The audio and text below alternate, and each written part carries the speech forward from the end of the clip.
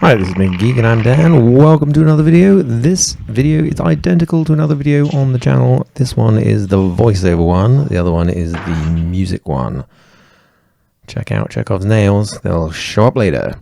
So I figure this is an experiment in doing two versions of the video because some people like to understand a bit more about what's going on and what people are thinking, and other people just want to see it done. So this is me at a hardware store collecting some plywood.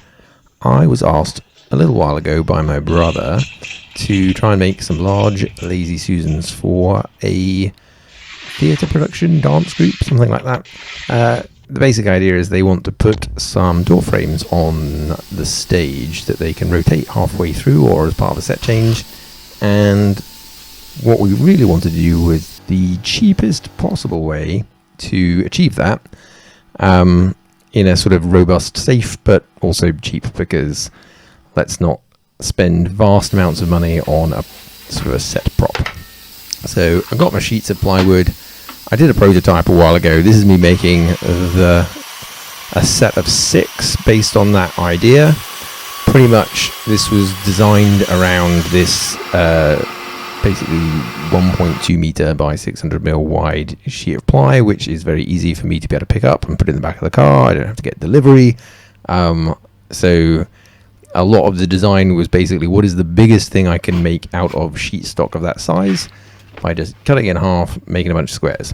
So that is why we did it this way. I did think about trying to go bigger or whatever, but this was the way to go. So pretty much square it up, find the center, drill a hole in the center, and then the idea was to use a router with this kind of extension on the back just to create the biggest circle I could make inside that square with this little round end bit that pretty closely models the diameter of the ball bearings I bought. So I bought a big old pack of steel ball bearings, and so we're just pretty standard making up a bearing design, right? Just a groove on both two sides, clamp them together, couple of ball bearings. So this is me doing that, obviously making a huge mess in the workshop. The palm router is very convenient, but my goodness, it spits sawdust everywhere. This is me just doing a quick test of the basic idea. Put the ball bearings on, spin around, and yep, I've already done that to all of those layers. Now, this is going on a stage, and so ultimately they really only care about sort of the one long edge, kind of corner to corner. And so what I was going to do is just whip the corners off the other two to try and keep the profile lower when they're in use.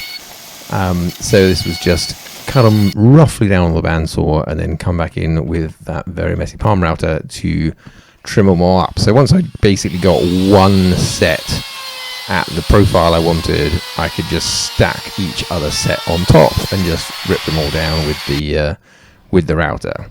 And here we see a design. So in the prototype, I just had the ball bearings loose in that race, which works pretty well. They sort of spin quite freely, but they tend to have, the ball bearings will end up collecting on one edge, and particularly if you move them around, it's very difficult to redistribute them evenly.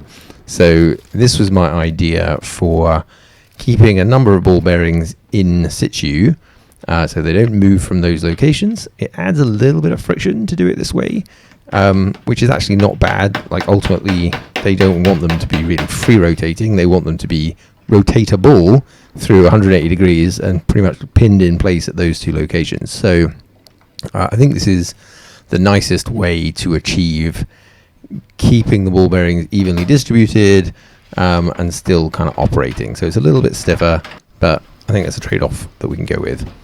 And ultimately this is for some set dressing. So they need somewhere to mount whatever it is they're going to attach on top. And again, I think the idea was originally that they're going to put some kind of door frames on the front, on the top of these things, that I guess will have 2 different sides to them that represent 2 different sets. We haven't kind of talked about exactly what they need to do, so I just decided a couple of blocks of wood with a a fairly decent dowel size hole through the top, and some 8mm holes that you could put some M8 bolts through would probably service a lot of use cases. And there you see me just cutting a little chunk out of one. So on one side there's going to be a locking pin, and you see me drilling the hole for that locking pin space now. So basically one of these blocks on each of the wing ends, one of them will have a locking pin, the other one won't. And here we come back to the nails. So yeah, the idea of just trying to very cheaply make a basic locking pin. I made this metal bending jig a few years ago based on a design. I forget the name of it, but if you know it, you'll recognize it. And this made very light work of this. I don't often have a chance to use the metal bending, but this was just like absolutely perfect for this job. Turn these big old nails into exactly what I wanted, just like a little pin with like a little finger hook on the end, and there you see, just drops right in that hole, easy peasy, and it holds everything locked in place. So in usage, these things should be pretty stable, pretty steady. They're not going to sort of spin around on you, but they are pretty easy to just, yeah, very quickly rotate around. And here you see me messing around in the garden with a green screen sheet and a bit of string to rotate them, just for a bit of fun. And this is what the set of 6 looks like. Thanks for watching. See you next time.